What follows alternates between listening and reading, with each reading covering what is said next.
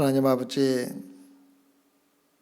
우리가 어느 곳에 있든지 주님께서 우리와 함께하고만 계시다면은 어느 곳이나 하늘나라임을 알게 하심을 감사를 드립니다.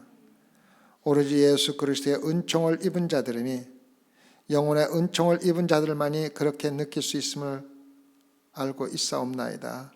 주님, 오늘 모인 당신의 자녀들의 마음속에, 영혼 속에 주님 함께하여 주셔서 그들이 가는 어느 곳이든지 주님이 함께하는 그러한 곳이 될 수 있도록 축복하여 주시옵소서.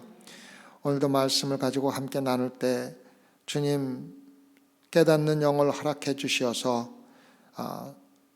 성경 말씀을 직접 쓰신 성령님께서 우리 안에서 깨달을 뿐만 아니라 힘과 능력도 얻을 수 있도록 주님 축복하여 주시옵소서. 그래 오늘 말씀을 듣고 깨달은 자들이 밖에 나아가 하나님의 증인으로서 말씀을 증거할 수 있는 용기와 힘도 허락하여 주시옵소서. 감사하며 예수님 받들어 기도드렸사옵나이다. 아멘. 계시록 18장 1절부터 합니다. 지난주에 17장 17절에서 지금까지 이루어지고 있는 모든 것들이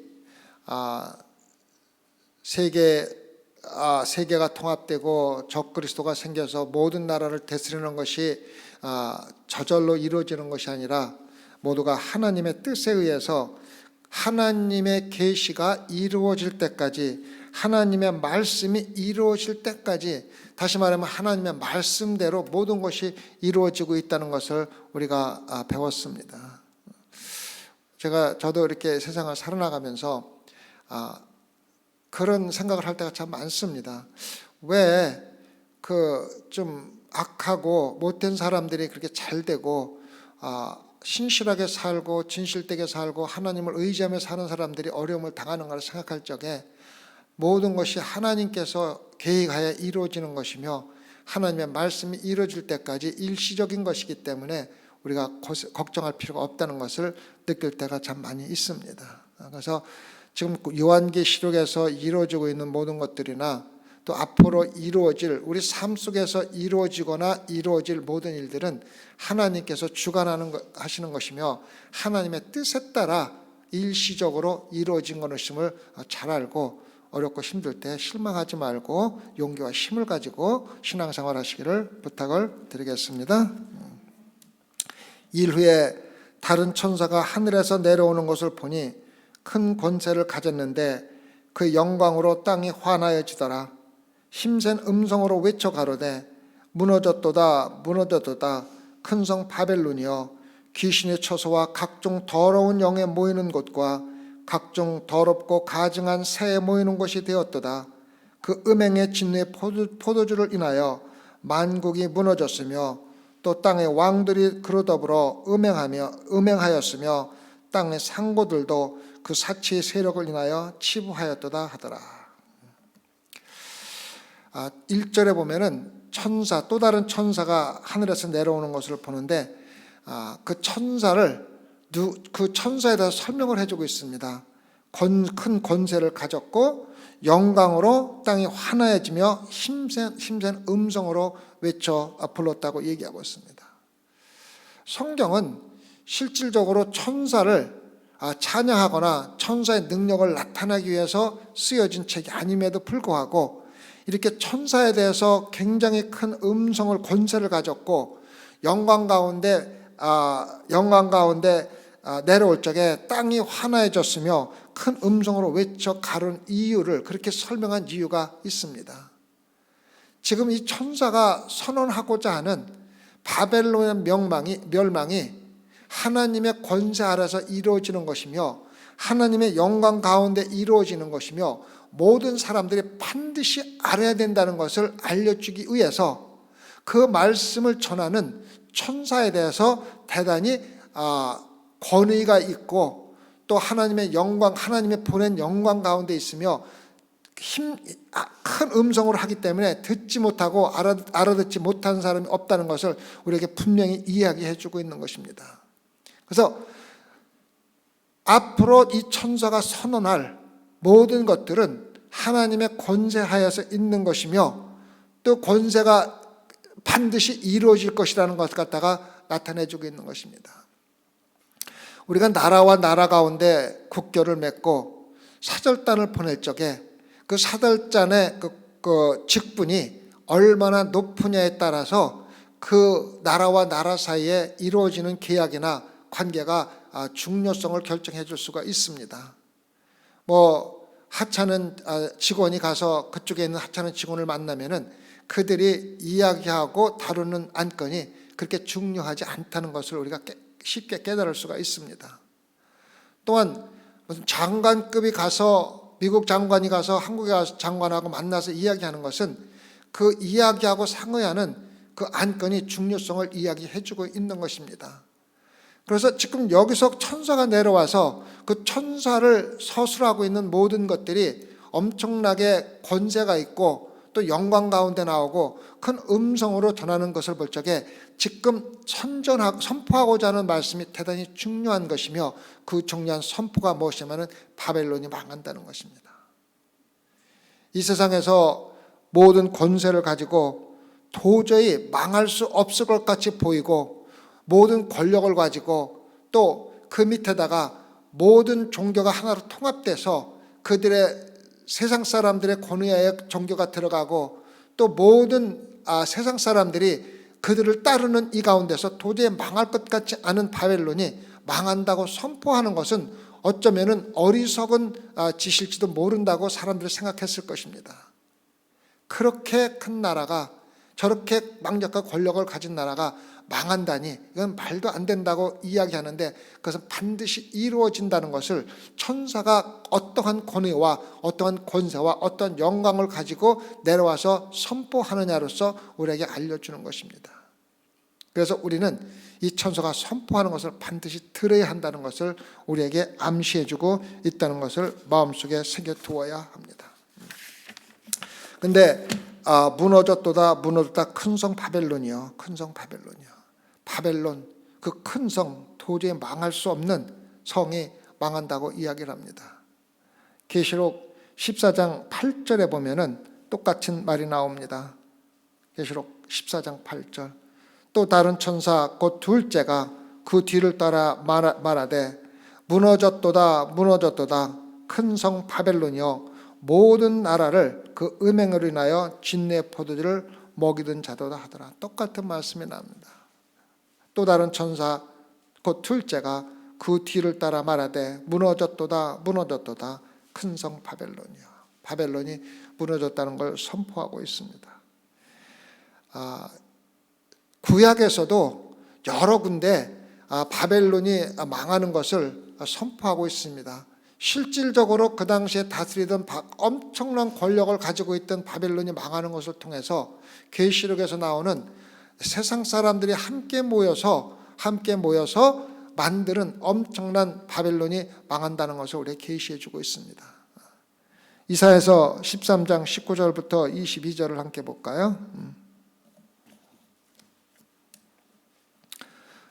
성경 찾기가 힘드신 분은 우리 황영은 집사님이 이렇게 저기 띄우고 있습니다. 같이 보시면 좋고요. 그렇다고 성경 집에 두고 오시면 안 됩니다. 네.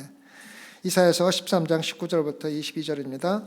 열국의 영광이여 갈대아 사람의 자랑하는 놀이개가 된 바벨론이 하나님께 멸망당한 소돔과 고모라 같이 되리니 그곳에 처할 자가 없겠고 거할 사람이 대대에 없을 것이며 아라비아 사람도 거기 장막을 치지 아니하며 목자들도 그곳에 그 양떼를 쉬게 하지 아니할 것이요 오직 들짐승들이 거기 엎드리고 부르짖는 짐승이 그 가옥에 충만하여 타조가 거기 깃들이며 들량이 거기서 뛸 것이요 그 궁성에는 시랑이 부르짖을 것이요 화려한 전에는 들깨가 울 것이라 그에다가 가까우며 그의 날에 오래지 아니하리라.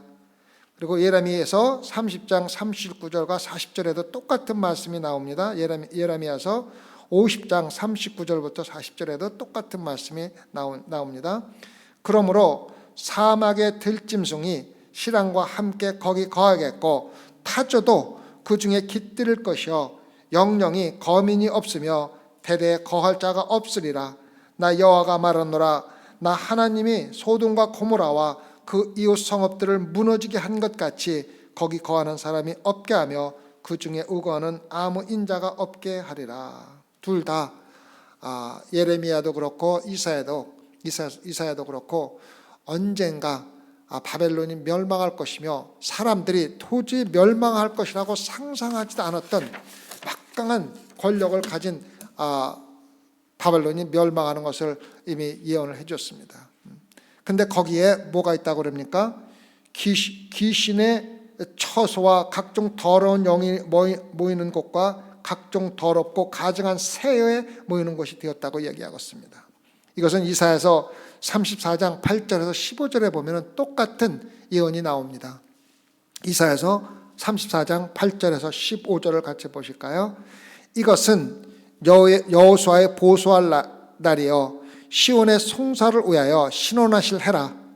에도모의 시내들은 변하여 역청이 되고 그 티끌은 유황이 되고 그 땅은 불붙는 역청이 되며 낮에나 밤에나 꺼지지 않고 그 연기가 끊임없이 떠오를 것이며 쇠쇠에 황무하여 그리로 지날 자가 영영이 없겠고 당아와 고슴도치가 그 땅을 차지하며 부엉이와 까마귀가 가증한 새들입니다. 부엉이와 까마귀가 거기 거할 것이라. 여호와께서 혼란의 줄과 공의 줄을 에돔에 베푸실 것인즉 그들이 국가를 이으리하여 귀인들을 부르되 아무도 없겠고 그 모든 방백도 없게 될 것이요 그 궁궐에는 가시나무가 나며 그 건고한 성에는 엉겅퀴와 새품이 자라서 시랑의 굴과 타주의 처소가 될 것이니 들짐승이 이리와 만나며 수념소가 그 종류를 부리며 올빼미가 거기 거하여 쉬는 초소를 삼으며 부엉이가 거기 깃들이고 알을 낳아 까서 그 그늘에 모으며 솔개들도 그 짝과 함께 거기 모이리라. 정확하게 요한계시록 18장 2절과 3절에서 예언한 말씀을 이미 이사야와 예레미야가 예언해 줬고 바벨론이 망하고 거기에는 솔개들과 다시 말하면 가증한 새들로 가득 찰 것이라는 걸 갖다가 예언해 주셨습니다. 우리가 신앙생활하면서 겉으로 보기에는 엄청난 부를 가지고 있고 권력을 가지고 있고 도저히 상대할 수 없는 그러한 나라나 국가나 인간들이 하나님께서 계획한 때에 정확하게 무너지고 멸망하고 하나님과 함께 하지 않는 자는 반드시 멸망할 것을 우리에게 이야기해 주고 있습니다. 우리가 신앙생활하면서 우리가 지금 조금 못나고 조금 부족하고 조금 가난하고 조금 다른 사람들보다 적은 권세를 가졌다고 해서 실망할 필요가 전혀 없다는 것입니다. 많은 권세를 가지고 죄악 속에 사는 것보다는 많은 물질을 가지고 죄악 속에 사는 것보다는 주님 안에서 주님이 함께하는 아까도 찬양했지만 어디를 가도 주님이 함께 하시면은 우리가 기쁨과 즐거움으로 살아갈 수 있는 장소가 될 수 있는 것이 우리 삶이 되어야만 합니다. 그래서 믿는 자들은 물질이 있든 없든 또 권력이 있든 없든 세상에서 인정을 받든 못 받든 상관없이 환경에 상관없이 우리는 주님 안에서 기뻐하는 그러한 신앙을 배워야만 합니다.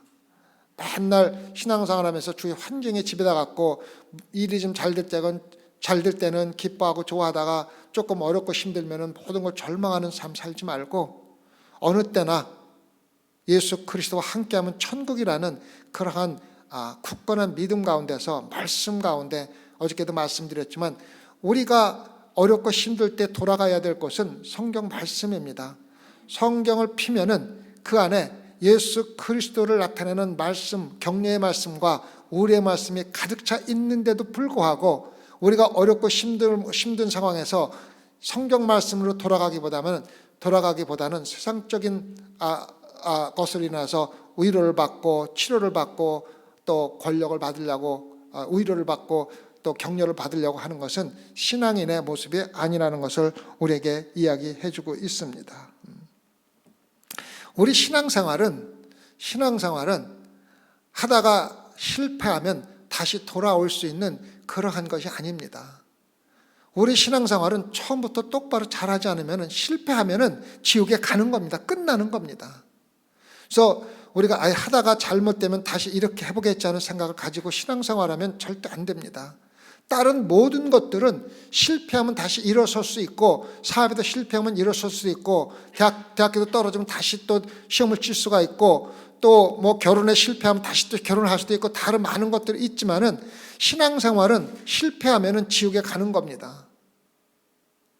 죄인으로 살면은 지옥에 가는 겁니다. 그래서 하다가 안 되면 다시 하겠지 하는 그런 생각은 신앙생활에 적용하지 말라는 것을 제가 말씀을 드리는 겁니다. 심각하게 정말로 하나님께서 나에게 원하시는 것이 무엇이며, 내가 어떻게 살아야 내 삶을 통해서 하나님이 기뻐하시는 것이며, 또 어떻게 하면 내가 확실하게 예수 그리스도와 함께 기쁘게 살 수 있고 결국은 영원한 생명을 얻는 것을 분명히 알고 신앙생활을 해야만 한다는 것입니다. 우리가 오늘 말씀에서 볼 수 있는 것은 이스라엘, 다시 말하면 교회를 상징하고 하나님이 택한 백성들이 아무리 쪼그라들고 완전히 멸망해서 바벨론으로 모든 나라가 다 쫓겨간다 할지라도 하나님의 때가 되면은 언젠가 다시 이스라엘을 모이게 해주고 또 그곳에서 자라게 해주고 하나님의 일을 하게 한다는 것 똑같이 우리 교회들은 세상 사람들부터 심한 핍박을 받고 어려움을 당하고 지금 우리가 생각하고 있는 상황 같지만은 결국은 때가 되면은 하나님이 승리하신다는 것을 마음에 두고 신앙생활 하라고 우리에게 가르쳐주고 있습니다. 성 바벨론이 망하는 이유가 있습니다. 뭡니까? 귀신의 처소와 각종 더러운 영이 모이는 것이 되었다고 얘기합니다. 자, 지난주에 제가 말씀을 드렸죠. 교회가 모든 종교가 하나로 뭉쳐서 단일 종교가 됩니다. 그러면 단일 종교가 되면 그 안에는 모든 잡신들이 다 모이게 되는 겁니다. 안 모일 수가 없는 거예요. 왜? 다 인정을 하고 받아들이기 때문에. 일본에 가면은 신이 몇백만 개가 된다고 합니다. 뭐 다 신이라고 합니다. 그러한 신들이 다 인정을 받는 겁니다. 그러니까 단일 종교로서 단일 종교 지도자들이 다스리는 그 밑에 있는 모든 신들은 전부 다 잡신들이며 더러운 영이며 심지어는 귀신의 초소가 된다는 것입니다. 그리고 그 다음에 뭡니까? 영이 모이는 곳과 각종 더럽고 가증한 새 모이는 곳이 되었도다. 아까도 얘기했지만은 이사야와 에레미야가 이미 얘기했듯이 각종 더러운 가증한 새들입니다. 가증한 새들로 모이는 것입니다. 그래서 바벨론이 망하는 첫 번째 이유는 종교가 단일화되면서 예수 그리스도를 통해서만 구원을 받는다는 그 성경의 말씀은 완전히 사라지고 모든 잡귀신들도 다 구원받을 수 있으며 천국에 갈 수 있으며 잡귀신들도 하나님의 능력을 받았으며 심지어는 귀신들도 하나님의 능력으로 일을 하고 있다는 것을 인정해주고 받아들이는 잡신들 우글거리는 종교가 됨으로써 바벨론이 망하는 첫 번째 원인이 되는 겁니다.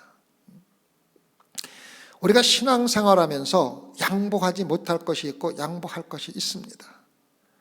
우리 영원한 생명을 얻는데 관계없는 것들을 가지고 목매어 싸울 필요가 없습니다. 그러나 우리가 죽어도 양보하지 못할 것이 있는데 그것은 우리가 목숨을 걸고 지켜야 되는 것입니다. 그것이 바로 예수 그리스도를 통해서만 구원을 받는다는 진리입니다. 그런데 이것을 다른 종파들이 가장 기독교를 미워하고 시기하고 질투하는 원인으로 삼고 있는 것입니다. 아주 자만하고 건방지다고 부르는 이유 중에 왜 어떻게 예수 그리스도를 통해서만 구원을 받느냐고 그 말씀을 가지고 우리를 대적하는 것이 가장 큽니다. 그것 때문에 기독교가 잘못됐다고 이야기하는 겁니다. 그러나 우리는 그것만은 양보할 수 없고 그것만은 우리가 포기할 수 없는 것인데 우리 기독교의 지금 한 종교로 합치기 위해서는 그것이 반드시 포기되어져야만 한다는 것입니다. 그래서 그것이 포기된 사람들이 모이는 곳이 바로 통일된 종교의 단일화인데 거기에는 귀신과 더러운 년과 각종 가증한 새들로 가득 찼기 때문에 바벨론이 망하는 원인이 된 것입니다. 그 다음에 뭡니까? 그 음행의 진노의 포도주로 인하여 망한다고 그랬습니다. 음행의 진노의 포도주는 뭡니까? 종교 지도자의 타락입니다. 종교 지도자들의 타락입니다. 기독교가 지금 종교 지도자들이 타락하지 않았으면은 지금 좀 더 많은 나라에 특히 지금 모슬람에 되어 있는 그 중동 지역에 기독교로 만창했을 것입니다. 그런데 기독교가 타락하고 특히 캐톨릭 쪽에 교황들이 타락을 하고 물질주의를 하면서 십자군 전쟁을 일으키고 자기들의 이득을 위해서 심지어는 구원을 받을 수 있는 찜까지 팔아먹으면서 물질주의에 빠지면서 다시 말하면 음행의 진노의 포도주로 인해서 기독교가 많이 세계적으로 퍼져나가지 못하고 위축되는 원인이 된 것도 있습니다. 종교 지도자들은 특히 교회 지도자들은 정말 조심해야 합니다. 종교 지도자 아니면 나라도 마찬가지입니다. 대통령 하나 잘못 선택하면은 그 나라는 망합니다. 망할 수밖에 없습니다. 지금 이북이 왜 그렇게 사람들이 기독교도 못 믿고 가난한 삶을 살면서 억압된 삶을 사느냐면 단 하나 이유가 하나입니다. 지도자입니다. 지도자가 잘못됐기 때문에 그 나라가 그렇게 사는 겁니다. 권력주의자들, 공산주의자들 뭡니까? 지도자 하나가 모든 것을 망하게 만든 겁니다. 독일이 왜 이렇게 세계적으로 많은 악을 끼쳤냐면 히틀러 단 한 지도자가 잘못됨으로써 그 밑에 있는 사람이 따라갈 수밖에 없고 지도자가 잘못된 겁니다. 물론 모든 성도들이 중요하지만 교회는 목회자가 똑바로 서야만 합니다. 목회자가 똑바로 서지 못하면은 그 교회는 타락할 수밖에 없습니다. 왜? 맨날 선포하는 말씀이 세계 물질주의인 것, 세계 출세하는 것, 예수 그리스도 먹고 축복받는 것을 선포하기 때문에 망할 수가 없습니다. 물질주의로 흘러가는 것이 바로 기독교의 현세입니다. 교회나 믿는 자들이 물질이 많아서 이득이 있는 것은 분명합니다. 그러나 그 물질을 잘못 사용하면은 그 교회는 물질을 갖지 않은 것만도 못한 결과가 나올 수가 있습니다. 개인도 똑같습니다. 물질을 가지고 있느냐 없느냐가 문제가 아니라 그 물질을 가지고 무엇을 하며 어떻게 사용하려고 하는 그 마음가짐이 정말로 중요한 것입니다. 소망교회는 물질적으로 대단히 축복받은 교회 중에 하나입니다. 그렇지만 저는 그 물질을 쓰지 않고 지금 굉장히 조심해서 사용하고 있는 첫 번째 이유가 뭐냐면은 하나님의 돈이기 때문에 그렇습니다. 그러나 언제고 우리가 선교할 목적이 생기고 써야 될 기회가 생겨서 정말 이것은 하나님을 위해서 써야 될 기회라고 생각하면은 아무리 큰 돈이라도 아끼지 않고 담대하게 쓸 수 있는 준비가 되어 있습니다. 물론 여러분들도 거기에 동조해 줄 줄 믿습니다. 그러나 물질이 많다고 써야 된다고 함부로 쓰는 것은 하나님의 귀한 헌금을 잘못 사용하는 것입니다. 또한 꼭 하나님이 사용해야 될 기회를 주었는데도 사용하지 않는 것은 또한 하나님의 물질을 잘못 사용하는 것입니다. 그래서 우리는 언제든지 하나님을 위해서 하나님의 영광이나 하나님의 복음 전도를 위해서 사용될 기회가 생기면은 아낌없이 자기 돈이고 교회 돈이고 사용할 수 있는 준비를 가지고 신앙생활하는 것은 대단히 중요합니다.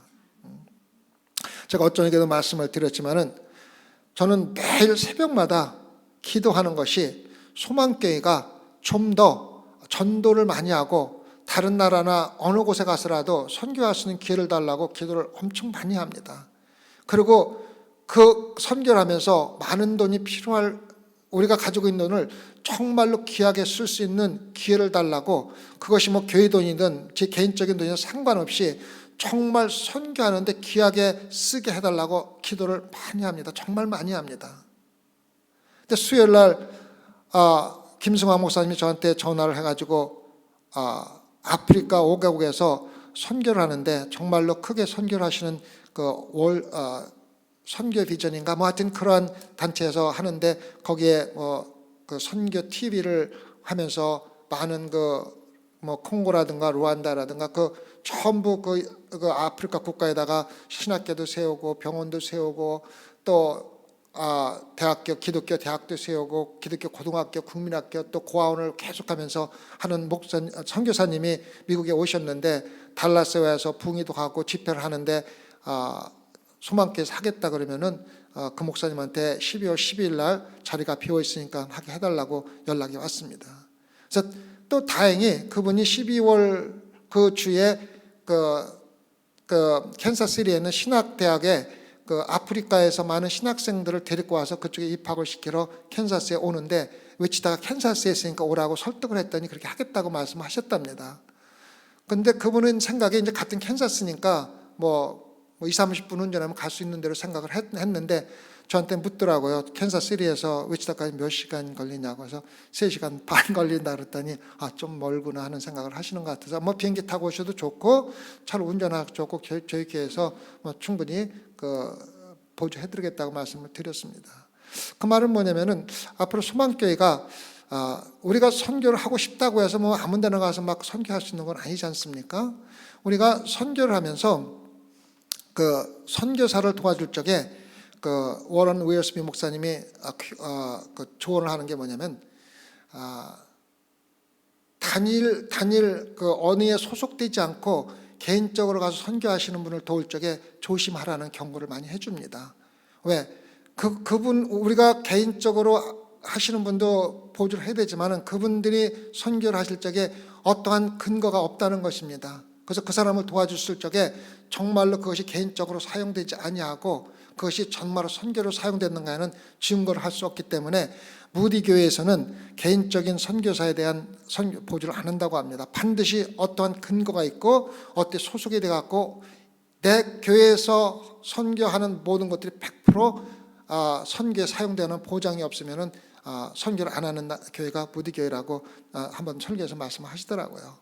근데 저희 교회도 특히 큰 재단에 소속이 돼 가지고 함께 일을 하는 선교사님이 와서 우리가 함께 선교 비전을 나누는 것은 굉장히 좋은 기회입니다. 우리가 그 재단을 통해서 함께 일을 할 수 있는지 없는지 결정하는 것은 우리가 그분의 말씀을 듣고 우리 교회가 결정할 일이지만 일단은 우리 교회에 그 선교사님의 말씀을 듣고 우리에게 어떠한 기회가 앞에 있다는 것을 알려주는 것은 상당히 좋은 기회라고 생각을 합니다. 그리고 그분은 저한테 분명히 말씀하셨습니다. 자기는 부흥 선교사는 절대 아닙니다. 부흥회를 하러 오는 건 아니고 청년들, 특히 청년들이 앞으로 선교 비전을 갖기 위해서 청년들 또 부모들에게 선교 비전을 좀 심어주고 자기가 고등학교를 세우고 대학을 세우면서 청년들과 많이 관계를 가지고 사역을 했기 때문에 청년들과 대화를 나누면 참 잘 통하게, 그분도 60대 중반쯤 되는데 그렇게 할 수 있다고 와서 하는 것을 말씀을 하시더라고요. 그래서 비디오 몇 개 보내준 거 있는데 우리 사모가 나눠서 같이 나눌 수 있으면 좋겠습니다. 그래서 우리가 선교 사역을 하는 것도 정말로 물질로 하는 건 절대 아닙니다. 물질로 선교 사업을 한다고 성공한다는 보장도 없고 물질로 선교 사업에서 몇 명이 전도된다는 걸 갖다가 보장할 수 있는 것도 아닙니다. 그래서 우리가 하나님께서 우리에게 주시고 교회 헌금을 갖다 사용하는데 정말로 신중하게 이 물질이 사용돼서 정말로 죽어가는 영혼이 새롭게 일어나지 않는다면은 절대로 사용하는데 조심해야 합니다. 무조건 기독교 대학을 세워가지고 한다고 해서 그 대학을 통해서 정말 몇 명이 새로운 생명에 죽어가는 영혼이 영생을 얻을까에 비교를 해서 하나님의 물질을 사용해야 되지 무조건 뭐 신학을 세운다, 기독교 대학을 세우고 고등학교 그렇다고 해서 무조건 투자할 수 있는 일이 아니라는 걸 우리가 마음속에 꼭 새겨둬야 됩니다. 그래서 소망교회의 헌금의 사용은 첫 번째로 가장 중요한 것은 우리가 이 물질을 사용해 헌금을 사용해서 몇 명의 죽어가는 영혼이 하나님의 영원한 생명을 얻을 수 있는가가 가장 중요한 안건입니다. 분명히 알아야 합니다. 그래서 저는 소망교회 헌금이고 제 개인적인 돈이고 정말로 죽어가는 영혼들을 살리는데 쓸 기회가 된다면 우리 함께 정말 노력해서 사용한다는 것입니다. 근데 지금 이 사람들은 모든 물질이 풍성함에도 불구하고 그것으로 하나님의 영광이나 하나님이 필요한 데 사용하지 아니하고 전부 자기들의 사치와 그것을 물질을 가지고 음행을 행하는 데 사용하는 것이 바로 바벨론이 멸망하는 두 번째 이유가 되는 것입니다.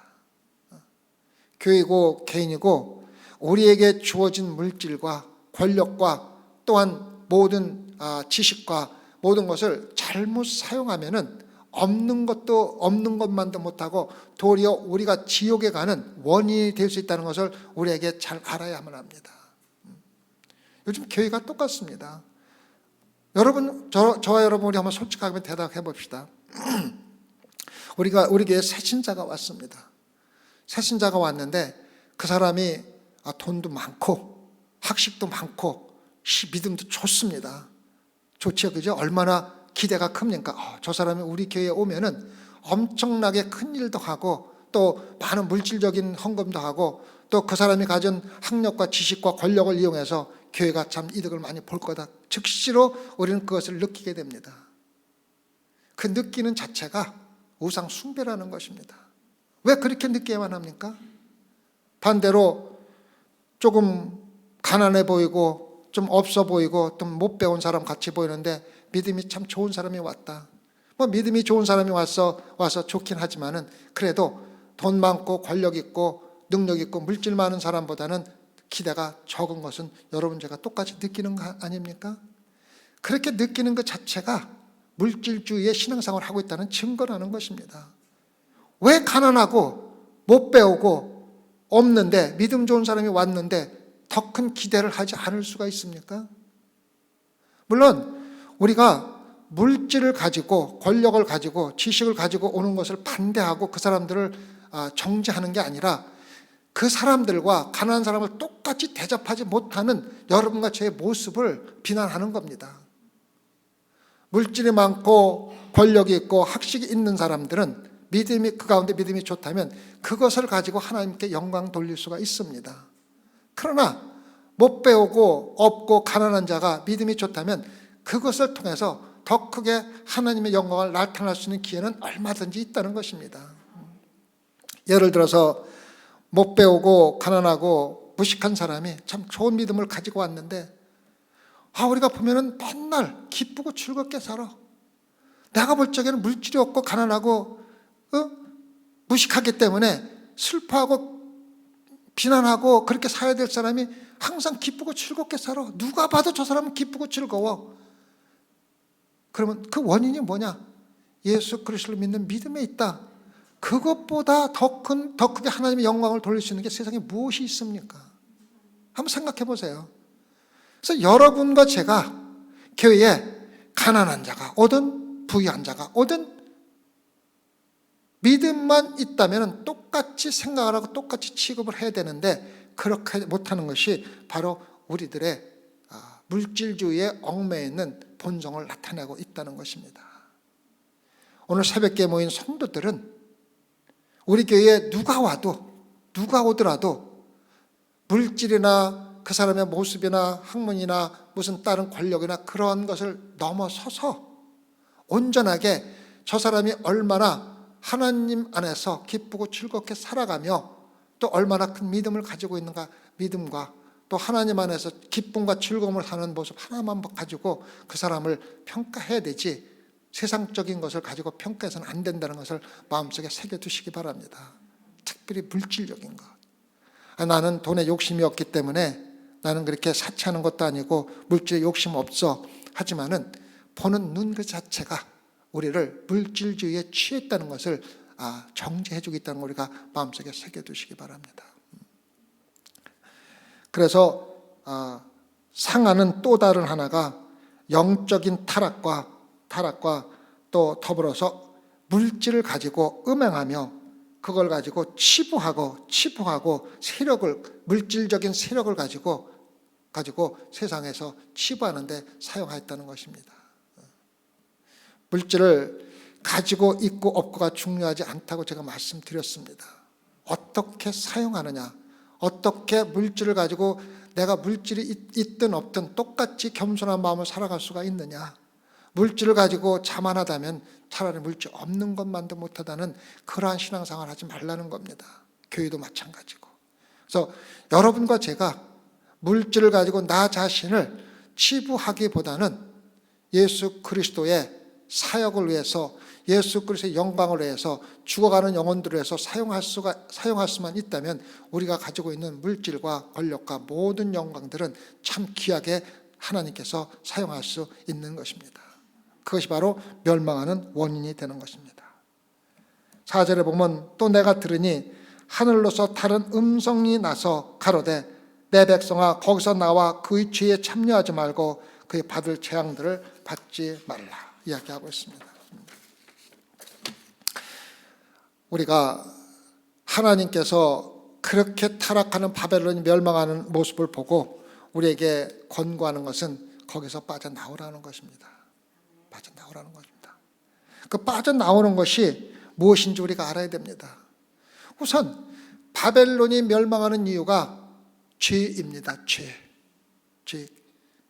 신앙생활 한다 하면서도 가증하게 음행의 진로 포도주를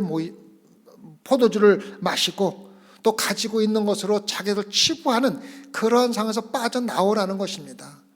그 말은 우리가 세상 살아가는데 격리돼서 살으라는 것이 아닙니다. 그러한 똑같은 삶을 살지 말라는 것입니다. 신앙적으로 타락한 곳에 가지 말라는 것입니다. 타락한 신앙생활을 하지 말라는 겁니다. 신앙생활하면서 물질만을 추구하며 물질적인 축복만을 추구하지 말라는 것입니다. 예수 그리스도가 우리에서 십자가에 돌아가신 것을 깨달으며 심지어는 예수 그리스도의 고난도 함께 동참할 수 있는 그러한 신앙생활을 하라는 것입니다. 내일 제가 말씀드리는 게 바로 그겁니다. 예수 그리스도를 경험으로 예수 그리스도를 믿는 것입니다. 예수 그리스도와 경험으로 교제하는 것을 이야기합니다. 사도 바울이 철저하게 그렇게 신앙생활한 사람 아닙니까? 예루살렘에 들어가면은 반드시 결박이 되고 감옥에 갇히고 심지어는 죽을 수 있다는 경고를 받았음에도 불구하고 예루살렘으로 들어가지 않습니까? 들어가서 뭐합니까? 똑같은 예수 그리스도가 예루살렘에서 받은 똑같은 고난을 받으면서 신앙생활하지 않습니까? 여러분이 예수 그리스도를 지적인 지식으로만 아는 단계를 넘어서기 위해서는 예수 그리스도의 고난에 반드시 동참을 해야 그 동참하는 고난을 통해서 여러분과 저는 예수 그리스도를 경험으로 교제하며 경험으로 알고 신앙생활을 할 수 있는 겁니다. 여러분들이 예수 그리스도의 고난을 피하는 자들은 절대로 예수 그리스도와 개인적인 관계를 가지면서 신앙생활을 할 수가 없습니다. 내가 신앙생활하면서 나는 도대체 성경을 많이 읽고 예수 그리스도가 하나님의 아들이고 십자가에 돌아가시고 부활한 거 다 알고 있는데 왜 나는 예수 그리스도와 함께 개인적인 교제를 하지 못하며 신앙생활을 했습니까? 불평하는 사람들은 반드시 예수 그리스도의 고난을 피했기 때문입니다. 예수 그리스도가 십자가에 돌아가신 것과 같이 우리 손을 예수 그리스도 손 위에 함께 못 박아야 하고, 예수 그리스도가 사람들로 비난과 핍박을 받고 십자가에 돌아가신 것 같이 우리는 사람들로부터 복음을 전하다가 또 예수 그리스도의 이름으로 정직한 삶, 진노의 포도주를 마시지 않으려고 하는 그 노력, 또 물질을 가지고 치부하지 않고 하나님의 영광으로 사용하고 그 가운데서 우리에게 쏟아지는 비난과 고통과 고난은 엄청날 수밖에 없습니다. 그러나 우리가 그것을 피하기 위해서 함께 세상과 어울려 산다면은 예수 그리스도를 지적으로 알고 있다 하더라도 경험으로 예수 그리스도와 함께 교제하며 교통하며 개인적인 관계를 갖는 신앙생활은 절대 할 수가 없습니다. 어떻게 예수 그리스도의 죽음을 피하고 부활을 맛봅니까? 어떻게 여러분과 제가 죽지 않고 부활할 수가 있습니까? 반드시 예수 그리스도와 함께 죽어야 하는 것입니다. 그래서 4절에서 거기서 나와 그의 죄에 참여하지 말라고 이야기하는 일을 반드시 알아야 합니다. 우리가 세상과 격리해서 사는 게 아니라 세상 사람과 똑같이 부패한 삶, 부패한 신앙생활 하지 말라는 것입니다. 때때로는 우리가 그리스도라고 예수 그리스도를 고백하고 나서도 옛날의 습관과 쾌락과 옛날의 모습 그대로 살아가는 그런 사람들이 얼마나 많습니까?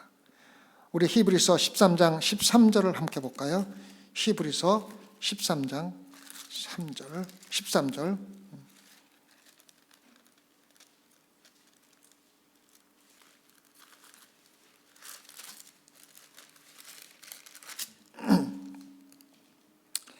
그런즉 우리는 그 능력을 지고 영문 밖으로 그에게 나아가자. 어디로 나갑니까? 영문 밖으로 나가는 겁니다. 왜 우리가 영문 밖으로 나갑니까? 예수 그리스도가 십자가에 돌아가실 때 영문 안이 아니라 영문 밖에서 고난과 십자가의 고난을 받으셨습니다. 그래서 우리가 여기서 말하는 거기서 나와오라는 것은 단순히 죄를 짓지 말라는 게 아니라 거룩한 삶을 사는 것이 아니라 예수 그리스도께 나아가라는 것입니다. 예수 그리스도께 나아가는 것이 바로 우리가 세상과 격리돼서 사는 유일한 방법이라는 것을 우리에게 보여주고 있는 것입니다. 자, 요한일서 2장 15절과 16절을 볼까요? 요한일서 15장 16절. 요한일서 2장 15절과 16절. 자, 무엇이 거기서 나오는 걸 우리에게 얘기해요. 이 세상이나 세상에 있는 것들을 사랑치 말라. 누구든지 세상을 사랑하면 아버지의 사랑에 그 속에 있지 아니하니 이는 세상에 있는 모든 것이 육신의 정욕과 안목의 정욕과 이생의 자랑이니 다 아버지께로 쫓아온 것이 아니요 세상으로 쫓아온 것이니라. 바벨론에서 나오는 것은 세상 것을 사랑하지 아니하고 예수 그리스도를 사랑하는 것입니다. 하나님을 세상의 것보다 더 사랑하는 것입니다. 에레미야서 5장 51장 6절과 10절에도 이미 똑같은 여기를 우리에게 얘기해 주셨습니다. 예레미야서 51장 6절과 10절. 바벨론 가운데서 도망하여 나와서 각기 생명을 구원하고 그의 죄악으로 인하여 끝임을 보지 말지어다. 이는 여호와의 보수의 때니 그에게 보복하시리라. 바벨론은 여호와의 수중에 온 세계로 취하게 하는 금잔이라. 열방이 그 포도주를 마시고 인하여 미쳤도다. 바벨론이 졸지에 넘어져 파멸되니 이로 인하여 울라. 그 창상을 인하여 유향을 구하라. 혹 나으리라. 우리가 바벨론을 치료하려 하여도 낫지 아니한즉 버리고 각기 고토로 돌아가자. 그 화가 하늘에 미쳤고 궁창에 달하였음이라. 여호와께서 우리 의를 드러내셨으니 오라 시온에서 우리 하나님 여호와의 일을 선포하자. 우리 성도들은 세상 사람들과 함께 하는 것이 아니라 예수 그리스도를 그 가운데서 선포하는 것입니다. 선포하는 것입니다. 예레미야서 51장 44절과 42절에도 똑같이 나옵니다. 내가 배를 바벨론에서 벌하고 삼킨 것을 입에서 끌어내리니 열방이 다시는 그에게로 흘러가지 아니하겠고 바벨론 성벽은 무너지더라. 나의 백성아 너희는 그 중에서 나와 각기 나 여호와의 진노에서 스스로 구원하라. 우리는 바벨론에서 반드시 나와서 우리를 구원해야 합니다. 우리가 바벨론에 거해 있으면은 세상에 거해 있으면 세상의 물질을 사랑하고 있으면은 아직도 바벨론에 살고 있는 것입니다. 스가랴 2장 6절과 7절에 똑같이 나오고 있습니다. 여호와의 말씀이 내가 너를 하늘의 사방 바람같이 흩어지게 할 거니와 이제 너희는 북방 땅에서 도망할지니라. 나 여호와의 말이니라. 바벨론 성에 거하는 시온아 이제 너는 피할지어다. 아직도 세상의 물질을 더 사랑하고 또 세상 것에 취해서 세상의 즐거움에 취해 있고 예수 그리스도의 말씀과 예수 그리스도의 사역보다는 세상에서 즐거움을 더 즐기며 세상의 것에 더 얽매여 있는 자들은 이제 나오라고 이야기하고 있습니다. 나와서 숨어 사는 것이 아니라 예수 그리스도를 선포하고 예수 그리스도가 유일한 바벨론에서 빠져나올 수 있는 방법이라는 것을 세상에 선포해야만 하는 것입니다. 그래서 여러분과 저뿐만 아니라 우리 주변에 있는 사람들, 우리가 상대할 수 있는 모든 사람들이 세상에서 빠져나와서 예수 그리스도께 나올 수 있도록 우리가 가지고 있는 모든 힘과 능력과 또 성령의 능력으로 받은 능력과 힘을 다하여서 죽은